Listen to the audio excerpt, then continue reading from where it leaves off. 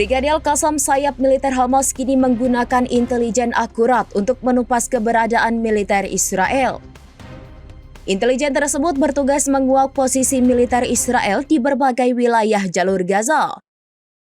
Dilansir dari Palestine Chronicle pada Sabtu 12 Juli 2025, kelompok intelijen tersebut bakal membantu Brigade Al-Qassam untuk melancarkan serangan yang terorganisir. Serangan tersebut dilakukan baik melalui tembakan penembak jitu, peluncuran rudal anti-tank, pengaktifan alat peledak, maupun peluncuran bom mortir. Dengan adanya intelijen akurat itu, Brigade Al-Qassam menunjuk komandan lapangan baru. Komandan lapangan itu bertugas mengawasi pertempuran melalui sistem komando bergaya gerilya yang terstruktur. Seusai menggunakan intelijen akurat, Brigade Al-Qassam disebut sedang melancarkan serangkaian operasi tingkat tinggi di seluruh Gaza. Sementara itu, saat ini kondisi cuaca di Gaza dengan suhu panas ekstrim menambah kesulitan bagi tentara Israel.